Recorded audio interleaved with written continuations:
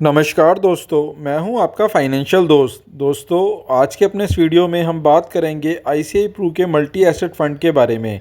दोस्तों, हमारी कोशिश रहती है कि हम आपको सरल शब्दों में फ़ंड की पूरी जानकारी दे सकें। दोस्तों, वीडियो शुरू करने से पहले आपसे छोटी सी रिक्वेस्ट है कि अगर आपने हमारा चैनल अभी तक सब्सक्राइब नहीं किया है तो प्लीज़ इसे सब्सक्राइब करें। तो दोस्तों, आज का अपना वीडियो शुरू करते हैं। पहले जानते हैं मल्टी एसेट फ़ंड के बारे में। बेसिकली ये एक हाइब्रिड कैटेगरी का फ़ंड होता है जिसके अंदर कम से कम 3 या उससे ज़्यादा एसेट क्लास होते हैं। इसके अंदर बेसिकली आपका जो निवेश किया जाता है वह इक्विटी, डेब्ट और कमोडिटी जैसे गोल्ड और सिल्वर, साथ ही साथ रियल एस्टेट के अंदर भी कुछ पोर्शन आपका इन्वेस्टमेंट किया जाता है। यानी कि इस एक ही फ़ंड के अंदर आपको इक्विटी, डेब्ट और कमोडिटी के साथ साथ रियल एस्टेट का भी कॉम्बिनेशन मिलता है। अब जानते हैं ICICI Pru multi asset fund की पूरी डिटेल के बारे में। यह फ़ंड 2002 को लॉन्च हुआ था और बात करें इसके लास्ट वर्किंग डे की एनएवी की, जब हम इस वीडियो को बना रहे हैं तो उसकी जो एनएवी थी वह 689 रुपये की थी। वहीं इस फ़ंड के अगर एसेट अंडर मैनेजमेंट की बात करें तो इसका एसेट अंडर मैनेजमेंट 52,761 करोड़ रुपए का है। वहीं यह hybrid multi asset allocation category का फ़ंड है। इसके एक्सपेंस रेशो की बात करें तो उसका एक्सपेंस रेशो 1.44% का है।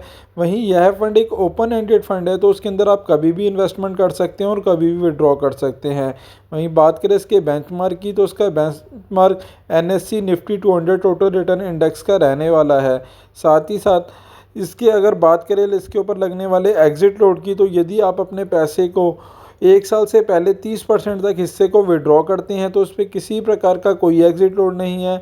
वहीं इससे ऊपर के हिस्से के ऊपर अगर आप 1 साल से पहले विड्रॉ करते हैं तो उसके ऊपर आपको 1% का एग्ज़िट लोड देना होगा। इस फंड में आप केवल 100 रुपये से अपने निवेश की शुरुआत कर सकते हैं। वहीं अगर इस फंड के अंदर किसी व्यक्ति ने 1 लाख रुपए का निवेश किया होता जब ये फ़ंड लॉन्च हुआ था तो आज उसकी वैल्यू 68,91,000 रुपये तक होती।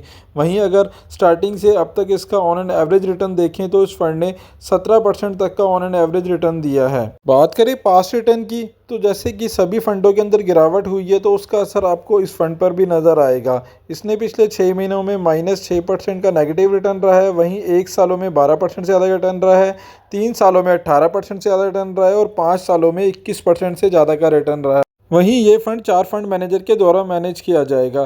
पहले हैं मिस्टर शंकरन, दूसरे हैं मिस्टर मनीष, तीसरे हैं मिस्टर इहाव और चौथे हैं मिस्टर गौरव के द्वारा फंड मैनेज किया जाएगा।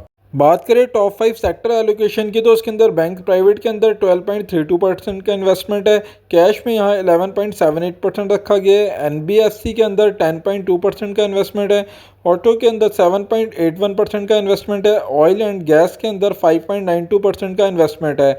वहीं बात करें टॉप 5 कंपनी एलोकेशन की तो उसके अंदर आईसीआई बैंक के अंदर 4.43% का इन्वेस्टमेंट है, मारुति सुजुकी इंडिया के अंदर 4.16% का इन्वेस्टमेंट है, एचडीएफसी बैंक के अंदर 3.35% का इन्वेस्टमेंट है, आईसीआई प्रूडेंशियल सिल्वर ईटीएफ के अंदर 3.21% का इन्वेस्टमेंट है, रिलायंस इंडस्ट्री के अंदर 3.05% का इन्वेस्टमेंट है। तो आप देख सकते हैं इसके अंदर बेसिकली आपका जो निवेश रहने वाला है वह सभी एसेट क्लास के अंदर रहने वाला है, जैसे कि इक्विटी, डेब्ट, गोल्ड ईटीएफ और सिल्वर ईटीएफ। साथ ही साथ इसके अंदर आपका रियल एस्टेट के अंदर भी कुछ पोर्शन इन्वेस्टमेंट रहने वाला है। तो क्योंकि इसके अंदर प्योर इक्विटी के अंदर आपका निवेश नहीं होने वाला तो उसके अंदर आपका प्योर इक्विटी फंड की तुलना के अंदर रिस्क भी कम रहने वाला है।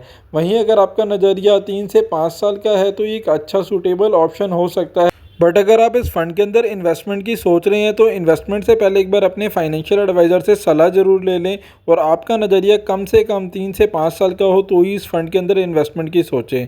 दोस्तों, आशा करता हूं मेरे द्वारा दी गई जानकारी आपके लिए उपयोगी सिद्ध होगी और यदि आपको वीडियो अच्छा लगा हो तो प्लीज़ इसे लाइक शेयर करें और चैनल अभी तक आपने सब्सक्राइब नहीं किया है तो प्लीज़ इसे सब्सक्राइब करें। धन्यवाद दोस्तों।